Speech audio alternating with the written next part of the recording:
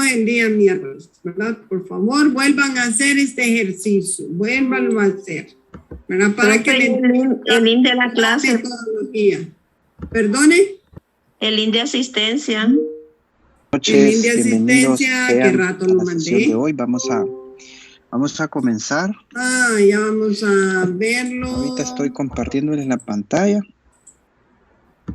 Se lo voy a volver a subir ahorita. Fíjense, vamos a comenzar hoy con un último tema. Solo un ejercicio de tareas. Cuando terminemos de ver este tema, que lo vamos a hacer en varias sesiones. El de la empresa, estaríamos próximos al siguiente examen. Usted va siguiendo la bitácora del calendario, pues.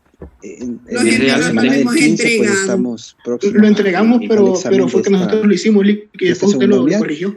Más adelante vamos a y entregamos el de los mejores momentos. Van a ser los temas que se van a evaluar en el examen. En el examen presencial. Otro hicimos? ¿Solo Pero eso? mientras tanto, hoy vamos a centrarnos, fíjense, en este tema que corresponde seguro. a... yo porque tengo bueno, yo solo tengo 8, tres, no sé qué alguien diga si hay otro más. Vamos a ver una primera parte un tanto teórica y luego en las próximas sesiones vamos a ir ya abordando algunos elementos un poco más prácticos, porque bueno, usted sabrá que para seleccionar una muestra pues es necesario que hagamos algunos cálculos, uso de algunos elementos estadísticos, herramientas estadísticas para lograr lo que queremos. Bien, entonces vamos a comenzar. Este material yo se lo voy a compartir ahí en el campus.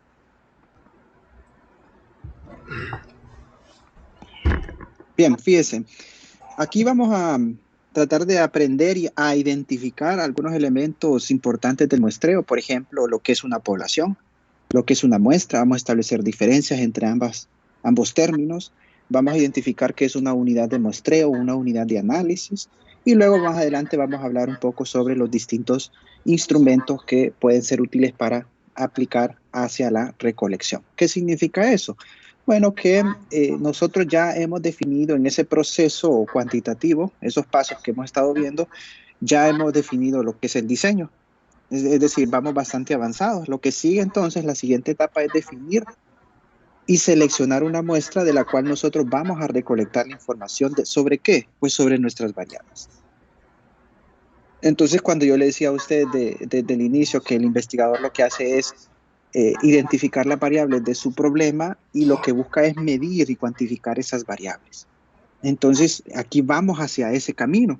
Pero antes de poder recolectar datos de esas variables, es importante que establezcamos estas cuestiones. ¿Cuál va a ser mi población objetivo? Si voy a utilizar un procedimiento de muestreo que vamos a definir qué es, y ir identificando o definiendo cuáles van a ser las unidades de análisis. Porque al final con eso trabajamos, ¿no? Eso es lo que medimos, las variables. Si hablamos de pobreza, pues la variable se puede presentar en diferentes dimensiones, ¿no? Y por lo tanto se puede medir y también se podrá establecer ciertos, digamos, como lo mencionábamos antes en unas sesiones anteriores, vamos a poder hasta calcular indicadores sobre distintas variables. Entonces, fíjese, lo primero que hay que hacer en esta etapa es definir nuestra unidad de análisis, de las cuales nosotros vamos a recolectar datos. Una unidad de análisis pueden ser individuos, personas, seres humanos. Pueden ser empresas también. Pueden ser comunidades que están, organizadas por hogares, ¿no? Por caseríos, etc. Entonces, las unidades de análisis no solo corresponden a personas, pueden ser animales también. Pueden ser objetos, es decir, pueden ser máquinas. Si yo quiero evaluar la productividad de una máquina que ha adquirido, de un grupo de máquinas que ha adquirido una empresa, entonces yo puedo evaluar esa variable, ¿no? Productividad. Los individuos, empleados, trabajadores de una organización también presentan este atributo, esta variable, productividad. Entonces, fíjese que las unidades de análisis pueden diferir, ¿no? Pueden variar conforme a ¿qué? Pues pueden variar conforme a lo que pretendemos en nuestra investigación. Eso es lo primero, identificar o definir nuestras unidades de análisis. ¿Quiénes? Es decir, qué participantes, qué objetos o qué comunidades son de nuestro estudio. Entonces, la unidad de análisis es aquella unidad por la cual nosotros deseamos obtener información estadística. Por ejemplo, si yo quiero medir el problema de deserción universitaria en una carrera en particular, digamos en contaduría pública. Bueno, yo sé que la variable es deserción, ¿no? Y se puede presentar de diferentes dimensiones. Pero entonces yo tengo que empezar aquí en esta etapa, este paso, a definir cuáles son esas unidades de análisis. En este caso serían personas, ¿verdad? Que tienen algunas características. Son estudiantes, están matriculados en una universidad, etc. Entonces son unidades de análisis que tienen la variable que yo deseo medir. Bien, entonces luego, una vez definida esa unidad de análisis, hemos de definir nuestra población. Es decir, no vamos a definir en términos generales qué es una población, sino cuál es la población para nuestro estudio. Y vamos a delimitarla. Ya vamos a ver un ejemplo. ¿Qué es entonces una población o un universo? Son dos términos, ¿cómo se llama? Que se vinculan, ¿no? Población o universo. Se puede definir como el conjunto de todos aquellos casos o unidades de análisis que concuerdan con determinadas especificaciones de interés de un estudio. Una población o un universo puede corresponder a un conjunto de hogares, de un país, de un departamento, de un municipio. Una población puede hacer referencia, digamos, a un conjunto de empresas, de una ciudad, de un rubro. Por ejemplo, podemos decir que existe una población de barberías en la ciudad de Tegucigalpa. Que son empresas, en este caso, que tienen cierta actividad, ¿no? Y que puede estar conformadas como una población. Pueden haber poblaciones también de hondureños separadas por rangos de edades, por ejemplo. Puede haber población masculina y población femenina. O sea, se presenta de diferentes características las poblaciones. No solamente son personas. Pueden haber poblaciones de fincas, ¿no? En la zona rural. Si es que nuestro estudio va por esa línea, entonces nosotros definimos nuestra población. Pueden haber poblaciones, conjunto de empresas, ¿no? Decía, de escuelas, por ejemplo. Una población de escuelas del departamento de Cortés, de escuelas de primaria o de escuelas de secundaria, ¿no? La población estudiantil de nuestra universidad es un ejemplo también. Tienen ciertas características. Entonces, a eso hacemos referencia cuando hablamos de un universo o de una población. Son poblaciones que están definidas conforme a lo que nosotros estamos estudiando en nuestro propio estudio. Aquí le voy a mostrar un ejemplo ahí para que vayamos entendiendo un poco mejor. Solo le voy a hablar sobre el primero para que por cuestión del tiempo usted logrará ver después los siguientes. Fíjese, dice en esta primera columna, ¿a quiénes se van a medir? Bueno, para una pregunta de investigación vamos a nosotros a identificar nuestra unidad de análisis y luego vamos a poder definir la población, ¿no? Entonces, fíjese, voy a ampliar aquí para que se vea mejor. Dice, ¿cómo influyen los incentivos salariales en la productividad de los colaboradores del Banco Industrial de Guatemala en 2021? Una pregunta, ya sabemos identificar de una pregunta elementos, ¿no? Variables, etcétera. Contextos, periodo de tiempo. Bueno, aquí dice, ¿cómo influyen los incentivos salariales en la productividad de los colaboradores? Bueno, la verdad es que las variables que nosotros vamos a medir en este caso son, o establecer causalidad, es incentivos salariales y por otro lado, productividad. Son las dos variables que nosotros queremos medir si es que influye una sobre otra de estos trabajadores. Entonces, con esos datos yo puedo empezar a definir una unidad de análisis. Para ese ejemplo, ¿cuál podría ser mi unidad de análisis? Bueno, en este caso son personas, son trabajadores, son colaboradores de una institución bancaria. Entonces son personas. De ellos es que nosotros vamos a recolectar información de interés, de estos trabajadores. ¿Qué es la información que vamos a recolectar? Entre otras cosas, estas variables. Incentivos salariales y productividad. Luego entonces podemos definir nosotros la población para ello. Mire, dice ahí, corresponde la población para este estudio de la influencia de los incentivos salariales en la productividad de los trabajadores del banco tal, podríamos decir que en este caso la población corresponde a todos los colaboradores que sean parte de ese banco. Y luego fíjese, dejando así fuera de la población a otros bancos, o sea, trabajadores de otros bancos que no sea este, no forman parte de mi población. Trabajadores de un banco X no formarán parte. y dejando así también fuera a personas ajenas del banco de la institución. Por ejemplo, proveedores, acreedores, los mismos clientes ya no formarán parte de la población para este estudio. ¿Por qué? Bueno, lógicamente, ¿no? Si hablamos de clientes, me pregunto yo, ¿puedo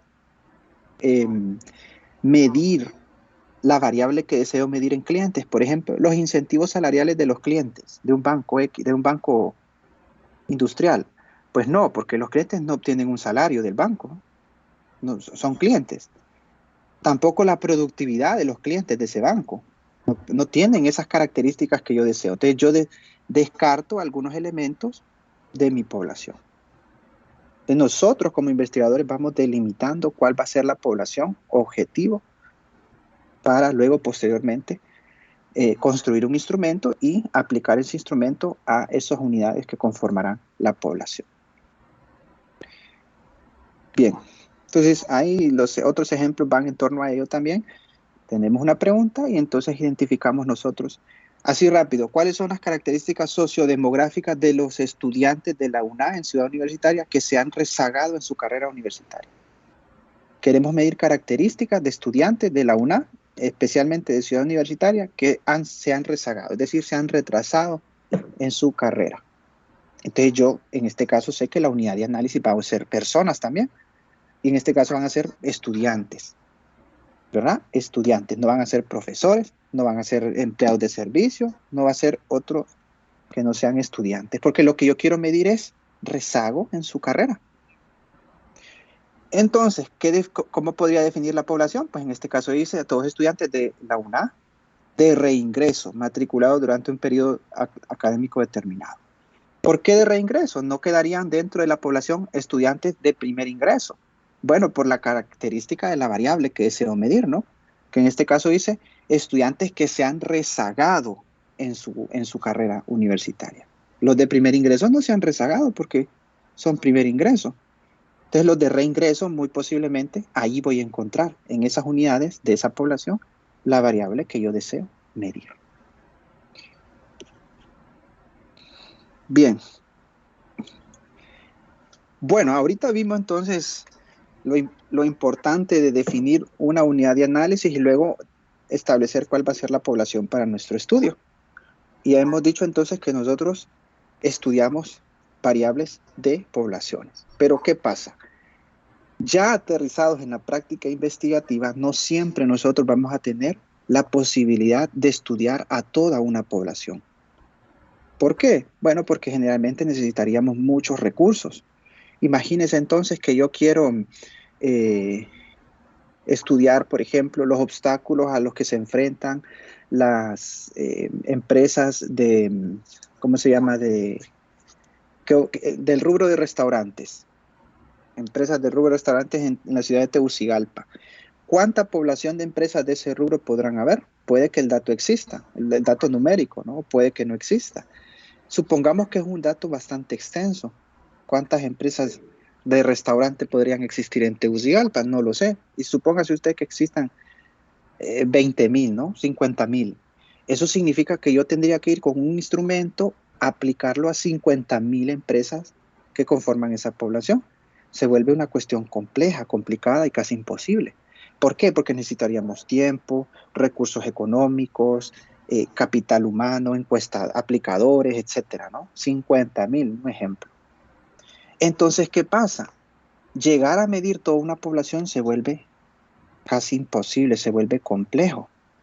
Entonces, comúnmente en la investigación científica nosotros lo que hacemos es medir esas características que queremos medir de esa población, pero de un subgrupo de esa población y no en sí de la población total.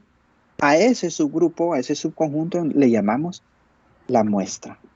Y entonces ese subgrupo ya es un valor menor al de la población y por lo tanto podremos aplicar un instrumento para medir lo que queremos medir. Entonces aquí se vuelve más factible medir esas características, es decir, medir esas variables, que medir a toda una población. Entonces, ¿qué quiero que vayamos entendiendo? Que primero es muy seguro que vamos a tener que medir variables de una población. Luego que esas variables nos damos cuenta que no vamos a poder medirlas de toda una población. Por lo tanto, vamos a hacer uso de la teoría del muestreo. Vamos a seleccionar un subgrupo de esa población de 50,000 empresas dedicadas a restaurantes, servicios de restaurantes, y entonces de esas 50,000 vamos a calcular una muestra, un subgrupo, y a ese subgrupo es que vamos a ir a encuestar. ¿Cuánto es el dato? Bueno, más adelante vamos a ir viendo. Entonces, ¿qué significa eso? Que vamos a medir. En el caso, si vamos a medir una población, generalmente lo hacemos con los censos. Pero si vamos a medir una muestra de esa población, entonces lo vamos a hacer con encuestas. Entonces, si usted alguna vez fue parte del llenado de una encuesta o le abordaron, pues sepa que usted fue parte de una muestra de esa investigación. Fíjese aquí. Entonces, en esta tabla 2 aparecen las definiciones de población, censo, muestra y encuesta. Muestra y encuesta, perdón. Fíjese rápido, así vamos a definir. ¿Qué es una población? Una población se refiere a todas aquellas unidades de análisis o se refiere a todos aquellos casos o elementos que nosotros queremos medir ciertas características. También se le llama universo. Cuando nosotros empezamos a dar importancia a la parte del muestreo y a hacer cálculos estadísticos, generalmente la población o el universo se representa con un símbolo de una N mayúscula. Y eso lo vamos a tener presente porque en los ejercicios prácticos vamos a tener datos sobre N mayúscula. Hemos de saber que N mayúscula representa a una población o a un universo. Fíjese entonces, aquí hay un ejemplo de población, una imagen, un grupo de personas, una población. Pueden ser, por ejemplo, ellos profesionales de comercio internacional, ¿no?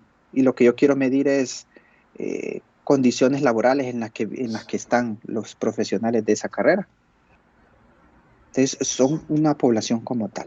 ¿Qué es lo que yo hago para medir una población, estudiar una población? Pues aplico un instrumento. ¿Cuál es ese instrumento? El famoso censo poblacional. El censo es un instrumento de recolección de datos que nos va a permitir medir de forma completa a toda la población. Si la población son 50,000 empresas, entonces el censo va a ir orientado a medir esas 50,000 empresas del rubro de restaurantes. Esa es la característica esencial del censo que nos permite, es un instrumento, ¿no? Eso lo vamos a ampliar en la tercera unidad. Un instrumento es un documento que tiene disponible el investigador y que lo construye para medir las variables que desea medir, ¿no? Prácticamente es un cuestionario, ¿verdad? Donde se mencionan, se pregunta sobre variables, se miden variables. Entonces el censo es eso, un cuestionario, un instrumento que se aplica para la medición completa de toda una población. El INE, por ejemplo, es un instituto, el Instituto Nacional de Estadística, que aplica censos para medir características de una población. El censo de población y vivienda, por ejemplo, del año 2013, el último, hasta el día de hoy no hay más. Recaba esa información, esos datos de toda la población de Honduras, y esos datos entonces los pone a disposición para nosotros, para hacer nosotros inferencias, estudios, análisis y todo lo demás. Lo que pasa es que ya los datos están bastante rezagados, ¿no? Se necesita un nuevo censo, actualizar la información. Otros países con mayores recursos, que le dan mayor importancia a la estadística, pues aplican censos de manera más secuencial, digámoslo así. Aquí no, aquí por ejemplo, y pasa también entonces con lo de la muestra y las encuestas que ahorita vamos a ver. Aquí para aplicar un censo poblacional a todo el país es un proceso detrás que es bastante riguroso, ¿verdad? Entonces, eso también lleva a la necesidad de muchos recursos, los cuales no siempre están. Y luego entonces, fíjese, para medir toda una población lo hacemos a través de los censos. ¿Qué resultado vamos a obtener? Lo que conocemos como los parámetros poblacionales. Si yo mido toda una población y sé que lo hice con un censo, los resultados que voy a tener son parámetros poblacionales. Supóngase de esta forma. Estudiante, voy a tomar la carrera de comercio internacional. Supóngase que, no sé cuántos hay, voy a inventar el dato. Supóngase que en comercio internacional actualmente hay 3,000 estudiantes en comercio internacional. Y bueno, yo lo que voy a estudiar es condiciones sociodemográficas de los estudiantes de comercio internacional. Entonces, ahí están las variables que voy a medir yo. Bueno, yo sé que mi unidad de análisis en este caso son estudiantes que tienen esas características, ¿no? Y la población será la cantidad de estudiantes que hay para este periodo matriculados en comercio internacional, 3.000. Y bueno, entre esas características lo que yo voy a querer medir, digamos, es el ingreso por salario, supóngase. Ya, los que no trabajan, pues dirán que el ingreso por salario es 0, pero los que trabajan habrá un dato siempre, estadístico, numérico. Entonces, si yo aplico un censo a toda la población de los 3.000 estudiantes de comercio internacional, lo que voy a obtener es un parámetro poblacional. Parámetros, muchos parámetros. Es decir, puedo calcular, obtener, por ejemplo, una media del salario de los estudiantes de comercio internacional. Una media, entonces es un parámetro poblacional. Puedo tener una varianza también sobre el salario que perciben los estudiantes de comercio. Entonces, en este caso son parámetros. ¿Por qué? Porque el parámetro es el valor de una característica dada que se calcula haciendo uso ¿de qué? De todas las unidades que conforman la población. Entonces, quiere decir que yo fui a todos esos 3.000 estudiantes y uno por uno le pregunté cuál era su salario. Y entonces, cuando tenía el dato de los 3.000, hice los cálculos, ¿no? Saqué un promedio, que es un parámetro poblacional. Ese promedio viene de toda la población de esa carrera. Pero como eso no sucede en la vida real, no puedo ir a esa gran cantidad de estudiantes, ¿qué hago yo? Calculo una muestra. Y entonces aquí tenemos la definición de una muestra. Fíjense ahí. La muestra, que ahora en este caso es representada por una N minúscula, allá era población N mayúscula, aquí muestra N minúscula. La muestra es un subconjunto o es un subgrupo de la población que se espera sea representativa de ella. Puede ser calculada de forma probabilística o de forma no probabilística. Esos términos los vamos a usar más adelante. Y eso significa más bien que a veces el objetivo de una investigación es hacer inferencia estadística o es generalizar los hallazgos, los resultados a una población mayor. Entonces, si esa es la intención, es necesario que ese subconjunto de la población represente fielmente las características de la población.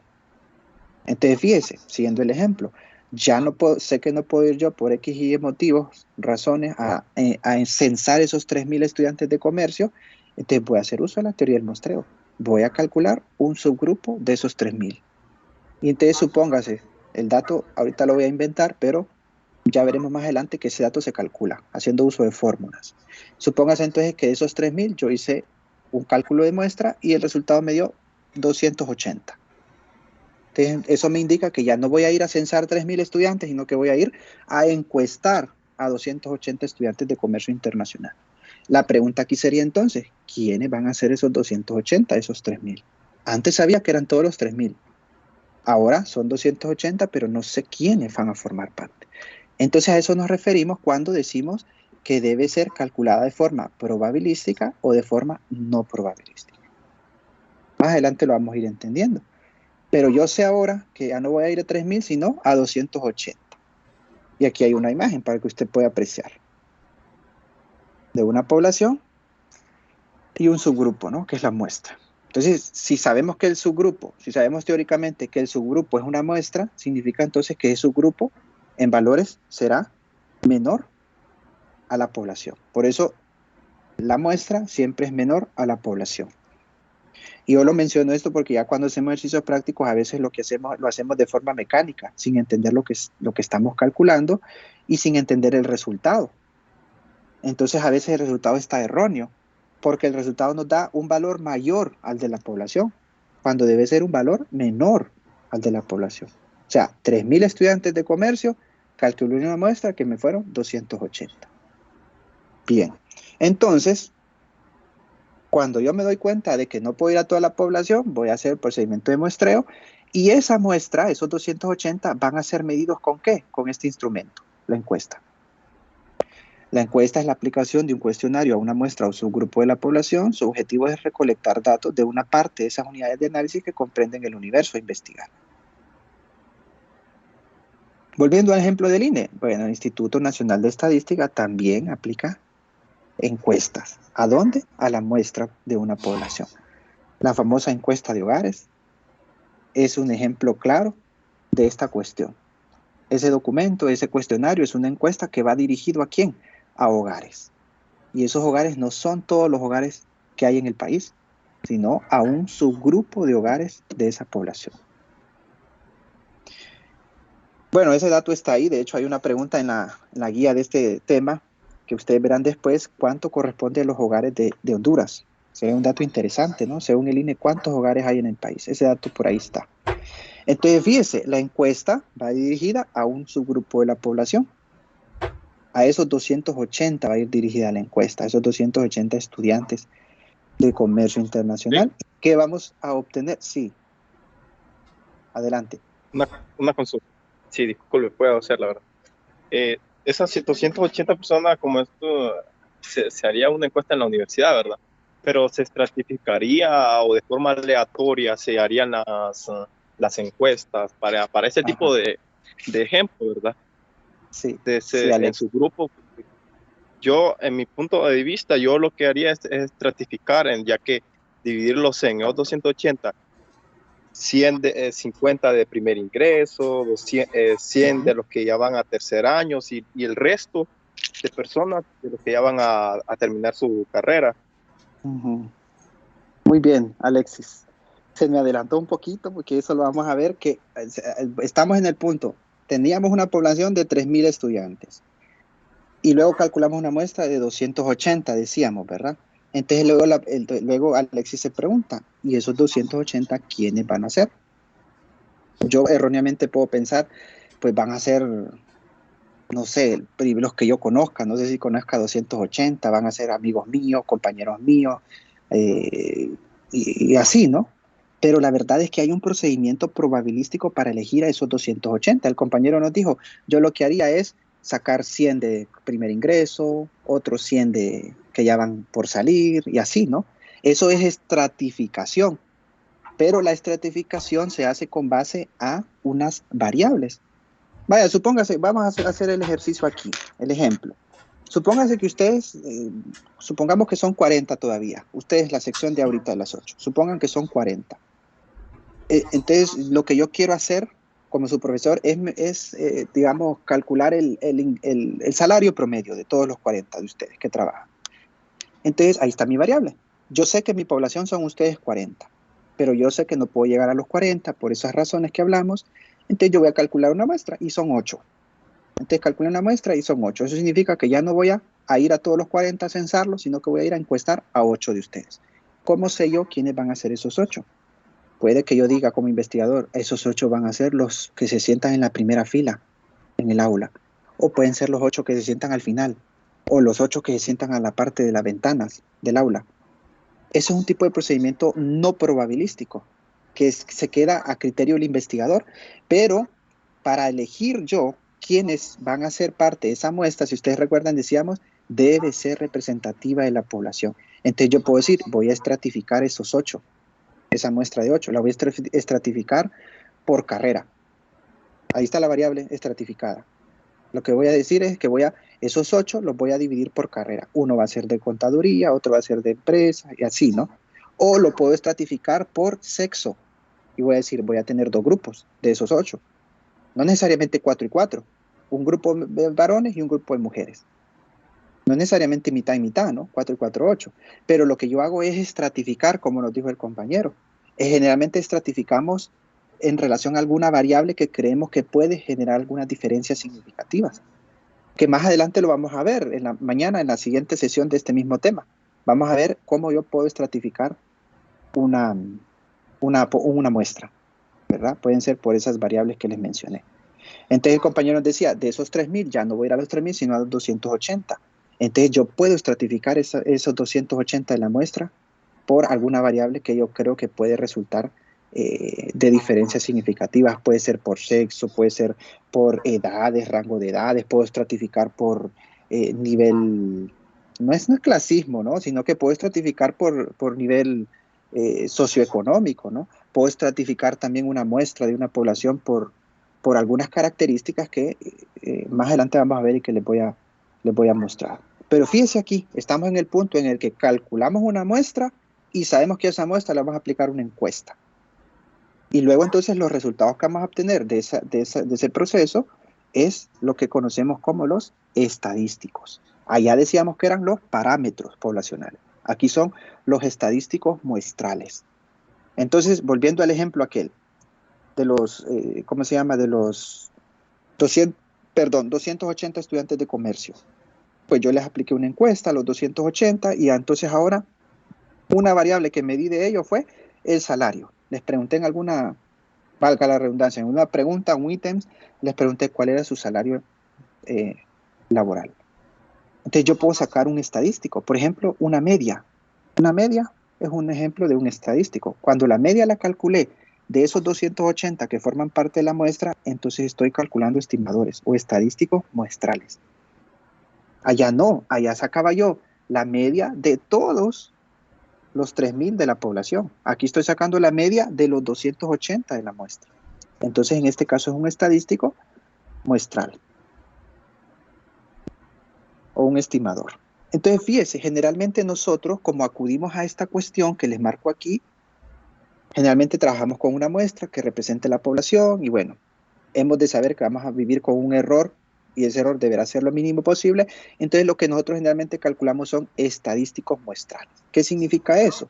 Que el estadístico que nosotros calculemos de una variable X, el valor que calculemos deberá ser el valor verdadero del parámetro que no vamos a conocer. Es como que yo le diga a usted ahorita, ¿cuál será la edad promedio de todos los estudiantes de aquí, de la ciudad universitaria, de todas las carreras de aquí? ¿Cuál será ¿cómo se llama? La edad promedio. Pues yo para saber ese dato necesitaría preguntarles a todos, ¿no? A todos los que están matriculados en ciudad universitaria, ¿cuál es su edad? Y luego calculo una media. Pero no puedo hacer eso. No tengo los medios. Entonces lo que hago es calcular la media de la edad de un grupo de estudiantes de ciencias económicas, de toda la ciudad universitaria. Entonces yo no voy a conocer el valor del parámetro. En la mayoría de los casos no conozco el valor verdadero del parámetro. El valor existe, ¿no? La media de la edad de todos los estudiantes de ciudad universitaria existirá el valor, pero no me lo sé. Por eso decimos que en estadística no conocemos el valor del parámetro, pero sí podemos calcular y conocer el valor del estadístico. Y esperamos estadísticamente que el valor de ese estimador que viene de la muestra, ese valor sea el mismo valor que no conocemos del parámetro poblacional.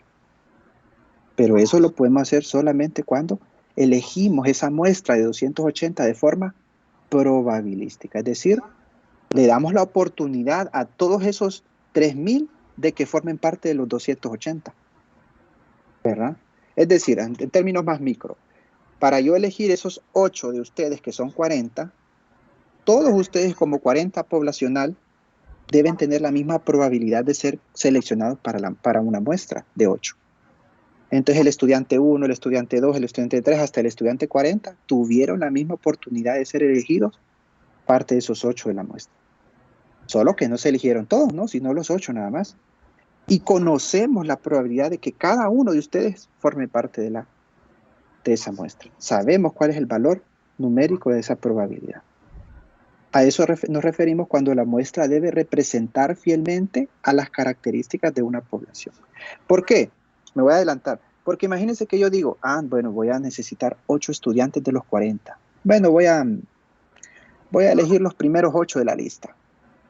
Bueno, se supone que los primeros 8 son de cuenta más atrás. Entonces, los resultados que voy a obtener de las variables que voy a medir, pues pueden estar distorsionados y yo no voy a poder generalizarlo, esas variables, a toda la población de 40 estudiantes. O supongamos que yo digo, voy a encuestar a esos 8, los primeros de la fila, que se sientan casi frente a la pizarra. A ellos voy a encuestar como investigador, digo yo así, ¿no? Subjetividad, eso es subjetividad. O porque creo yo que son más inteligentes o que están más dedicados, qué sé yo. Entonces, los resultados de esa medición van a estar sesgados como tal, porque no van a representar fielmente a toda esa población de 40. Eso es lo que vamos a ver mañana con los métodos de muestreo. Avanzando así de forma rápida, fíjese. Hay algunas razones por las que es útil utilizar el muestreo. La primera, bueno, ya lo habíamos dicho, nos ahorra sustancialmente si lo comparamos con los costos de un censo. Por eso el INE, como una institución encargada de ello, hasta el día de hoy no tiene muchos recursos como para aplicar un censo. Se necesitan muchos recursos. Nosotros como investigadores no podemos, casi en el 99% de los casos no podemos censar. Luego, otra razón, el uso de una muestra nos va a ahorrar mucho tiempo. No es lo mismo ir a censar a 3.000 estudiantes de X carrera que ir a encuestar a 280. Evidentemente necesitamos menos tiempo. La muestra permite concentrarse en casos individuales y por lo tanto vamos a obtener entonces mayor cantidad de información cuando utilizamos el muestreo. Y otra razón importante es que en el caso, dice ahí, de usos industriales, el muestreo es bastante útil cuando hay pruebas que son de naturaleza destructiva. ¿Qué significa eso? Que el muestreo no solo lo podemos ver en investigación. El muestreo se da en muchas disciplinas. Cuando usted va a hacerse un examen de sangre, le toman una muestra. No necesitan toda su sangre, ¿no?, de su cuerpo. Una muestra. Una biopsia es una muestra. Y se analiza esa muestra, ¿verdad? Lo mismo sucede en este caso entonces cuando hablamos de muestreo, que es útil cuando hay pruebas de naturaleza destructiva. Por ejemplo, en la industria automotriz. Probar, digamos, la calidad de las bolsas de aire de un lote de vehículos nuevos. Necesitamos nosotros elegir un subgrupo de esa población de vehículos nuevos y evaluar lo que queremos evaluar. ¿No sería lógico entonces que destruyamos todos los vehículos del lote para darnos cuenta de que sí tenían una buena calidad sus bolsas de aire? O un bombillo encendido, ¿no? ¿Cuántas horas dura? De un lote, por ejemplo, producido. Entonces se selecciona una muestra, un subgrupo de bombillos, y entonces a eso se les hace las mediciones que queremos evaluar. Y con esas mediciones nos damos cuenta, llegamos a conclusiones de que el lote cumple esos parámetros de X cantidad de horas trabajando, ¿no? Entonces a eso nos referimos. El muestreo también es útil cuando hay un proceso de destrucción de alguna producción.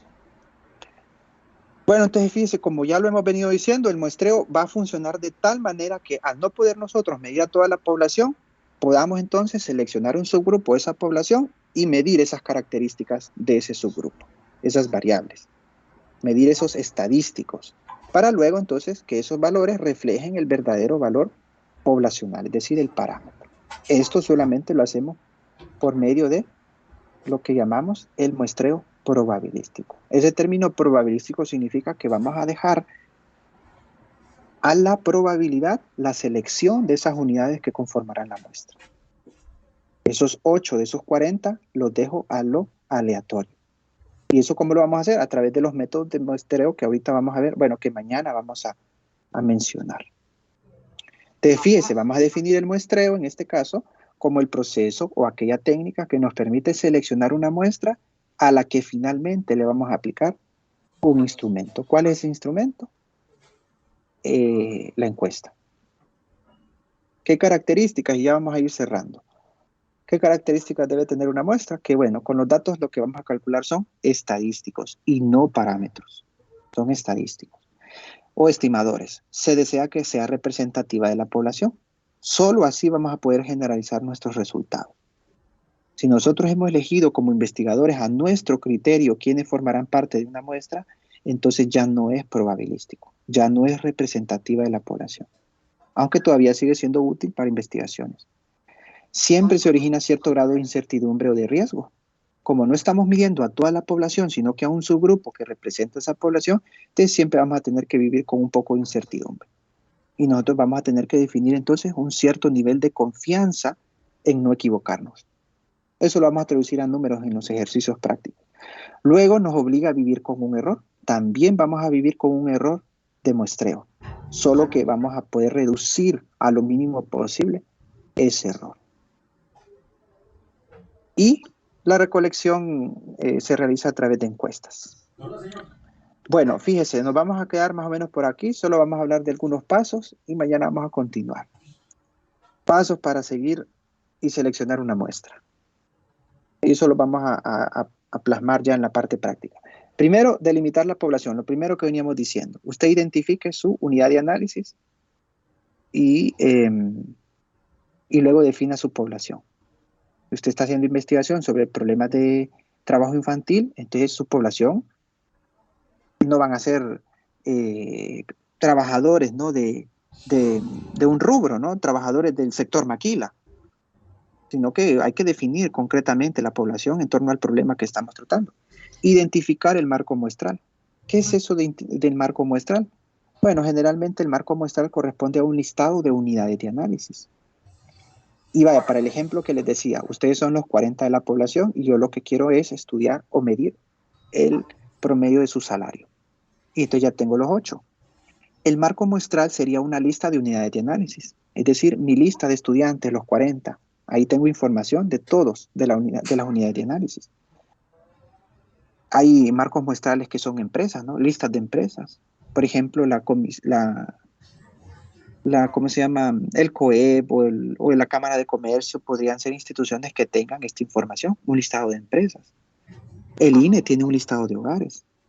Las mismas guías telefónicas son ejemplos de marcos muestrales y son útiles para que podamos calcular una muestra. Sin embargo, en la práctica no siempre tenemos disponibilidad de esto. O sea, vaya usted a la Cámara de Comercio a pedir un listado de empresas de Tegucigalpa y no se la van a proporcionar.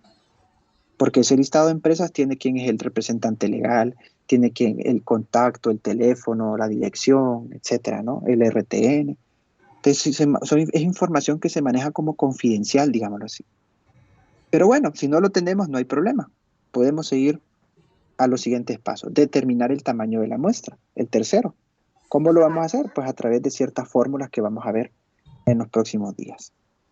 Esos 8 que le di de muestra yo, no es que yo lo inventé, sí, para ejemplo, ¿no? Didáctico, pero esos 8 se calculan a través de una fórmula. Elegir el procedimiento de muestreo. Una vez que tenemos el valor de la muestra, entonces vamos a elegir un tipo de muestreo para llegar a esos 8. ¿Quiénes de esos 40 van a ser esos 8 que voy a encuestar? Y luego seleccionar la muestra. Fíjense entonces, aquí nos vamos a quedar por hoy. Y mañana vamos a verlo. Estos son los 2 tipos de muestreo. El probabilístico y el no probabilístico. Cada uno tiene sus características particulares y cada uno tiene sus métodos. El probabilístico tiene el muestreo aleatorio simple, el sistemático, estratificado y por conglomerado. Vamos a ver qué son y vamos a poner algún par de ejemplos. Y por otro lado, los no probabilísticos, es decir, no se apoyan de la teoría de la probabilidad, son esos 4 que ve. Muestreo por voluntarios, es decir, el investigador publica quién voluntariamente quiere llenar una encuesta. De ahí llega el voluntario, no hay nada a la probabilidad. Muestreo por conveniencia, y lo veremos, el investigador lo que hace es, a mi conveniencia, considero que ellos deben ser parte de la muestra. Porque los tengo a la mano, porque los puedo contactar rápido, porque son personas conocidas mías, a conveniencia. Nada de probabilidad. Muestreo por cuotas también, vamos a verlo, y muestreo por cadena o por bola de nieve. Cuando una unidad de análisis me recomienda otra.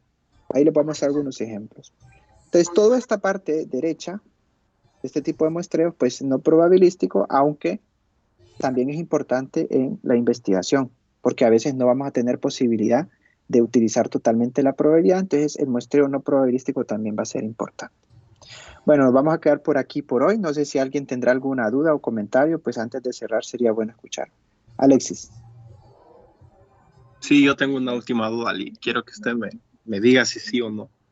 Bueno, me parece que sería muy tosco un promedio. En una investigación, yo me iría, porque el promedio puede ser bastante cercado como a la izquierda o a la derecha, ya que puede ser que de los 280 personas, estudiantes, 80 tengan un salario bastante o muy elevado, que a cierto modo va a interferir en ese promedio, ya que el promedio va a decir que en general los 280 personas más bien van a tener un salario un poco más elevado de lo que es en realidad. ¿No cree que aquí mejor, en vez de decir que en promedio ganan cierto salario, se usaría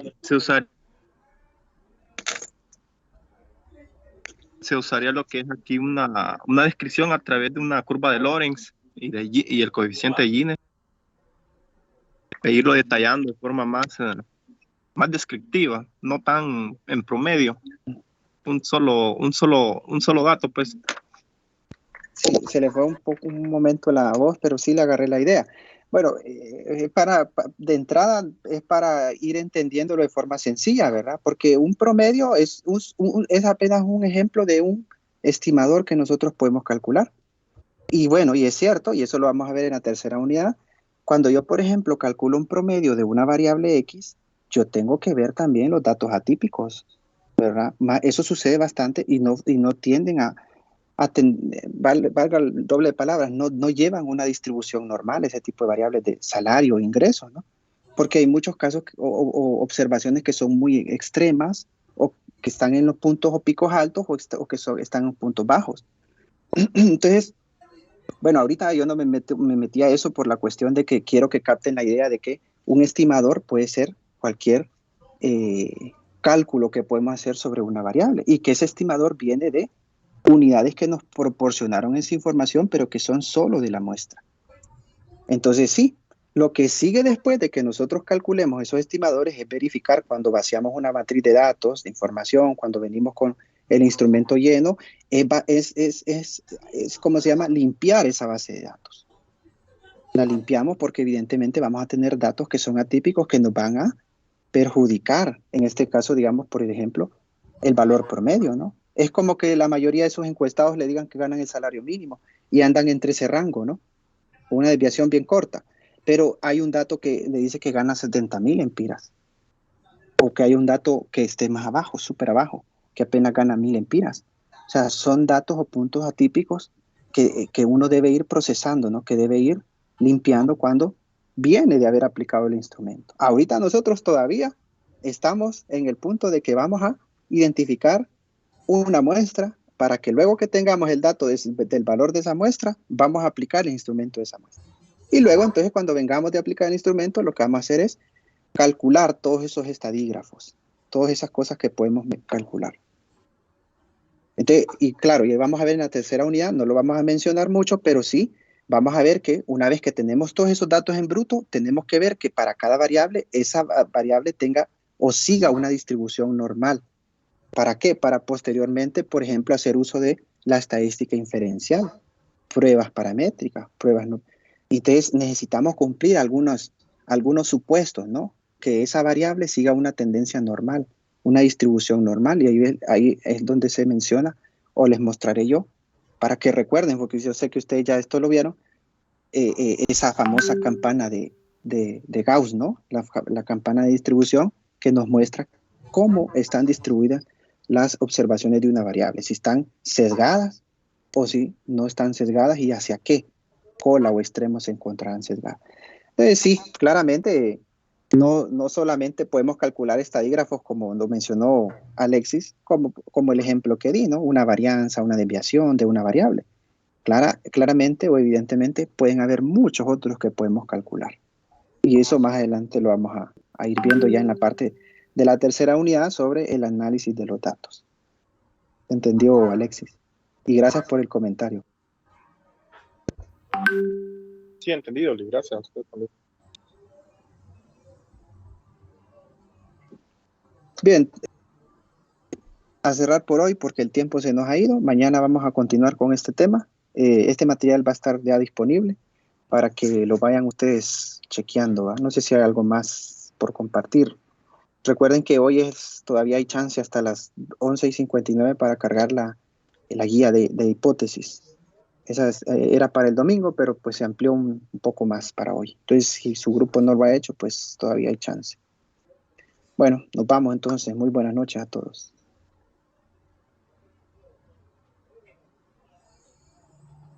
Buenas noches, Lick.